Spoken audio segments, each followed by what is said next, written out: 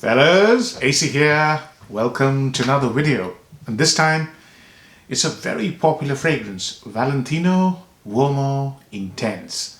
One of the most loved, appreciated, hyped fragrances in the Fragcom.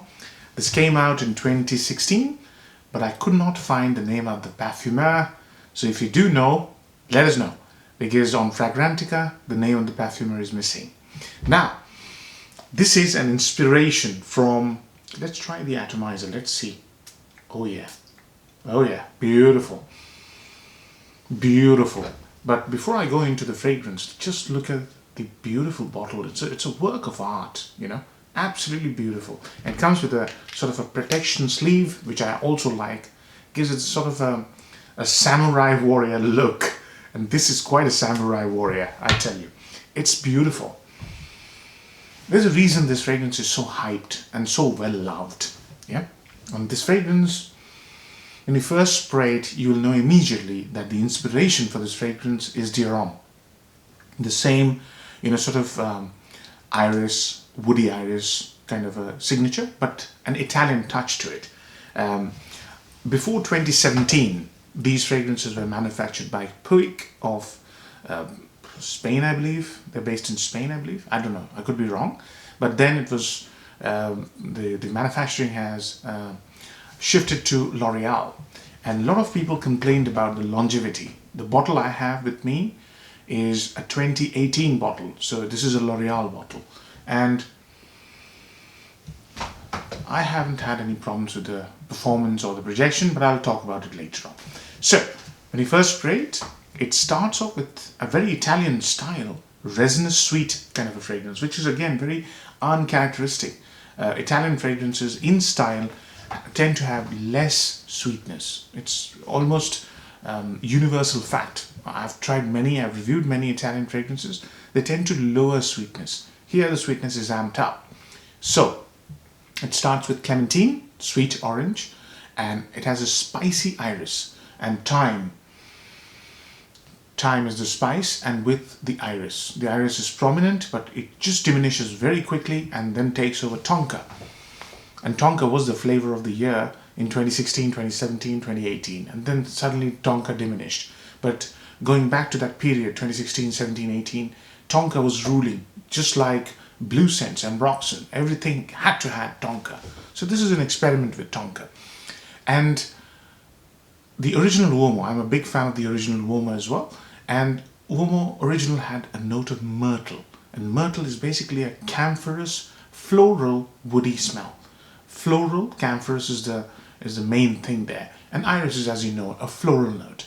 And the waxy iris is what Dior Intense uses. And this one also uses a waxy iris. The waxy myrtle iris, yeah, it's very, very evident, but the iris is not lipsticky. It's not the makeup bag kind of a note that Dior Intense uses. And the reason I keep mentioning Dior Intense is because this is compared to Dior Intense.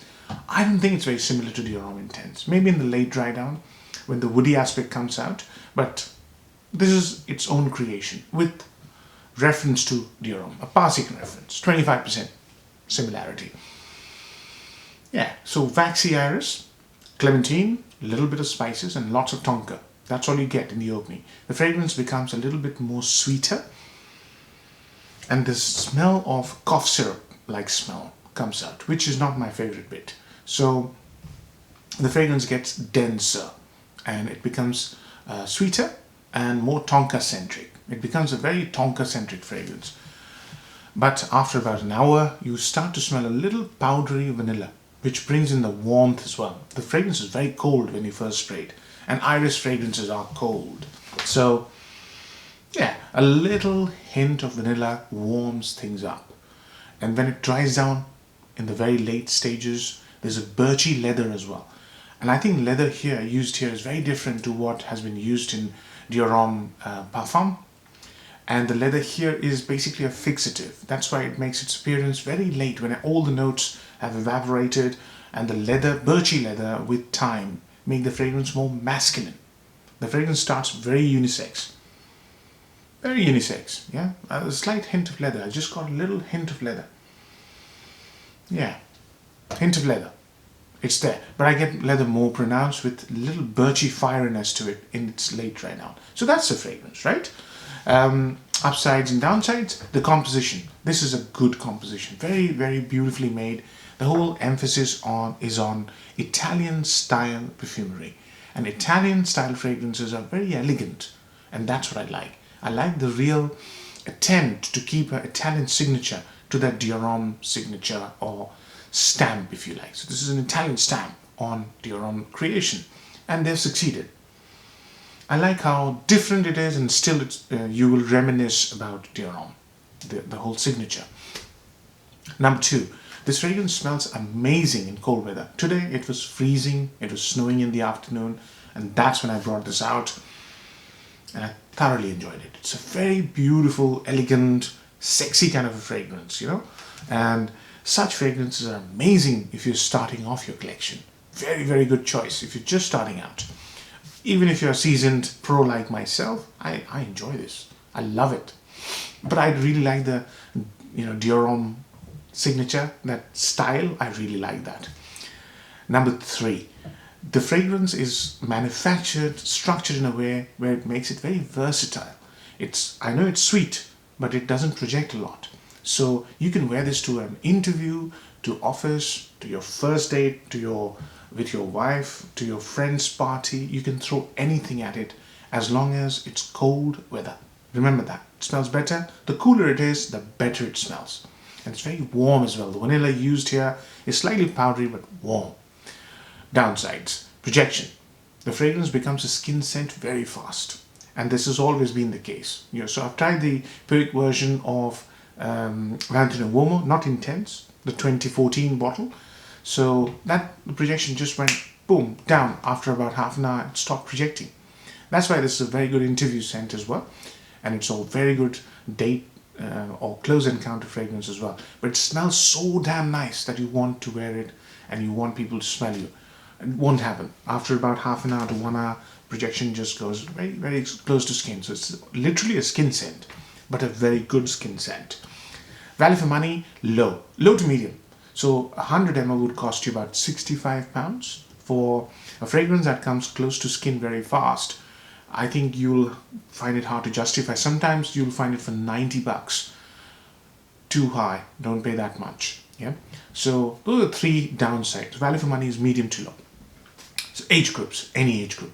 I think a 25-year-old can pull this. A 60-year-old can pull this. Just wear it, right. It's a very approachable, beautiful demeanor, very friendly, very warm kind of a fragrance, very stylish as well, extremely elegant. Yeah. So those are the words I can think of. Compliment factor. This is a close encounter fragrance. So if you have a girlfriend or a wife, and she smells this, I guarantee you, she'll praise you. But there's a cough syrup note that could put them off. So don't go too heavy. I try and resist it because this is a light fragrance. I go 1 here, 1 here, 1 here. 3 to 4 sprays, maybe 1 or 2 on my shirt. That's it. That's what I would do. Because the cough syrup note in the middle stages might upset your chances of getting a compliment, especially if it's a close encounter situation. Seasons, cold weather. Cold weather is the best for this fragrance. For warm weather, you have Uomo. For cold weather, this. And there's another one which I've reviewed, which is Valentino Uomo Noir Absolute. That has got stunning performance. I'll put a link at the end of this video to that one. Check it out. Marks are 10. 7. I think this is a very nice fragrance, but I've reduced the marks to 7. 7 doesn't mean bad. It means it's a good fragrance, but not quiet. Yeah. I like to have it in my collection because there are some days I wear this and I feel amazing because this fragrance has been created to make you feel amazing. Others might or might not smell you. So 7 out of 10. Hope you enjoyed the review, fellas. Take care. Bye-bye.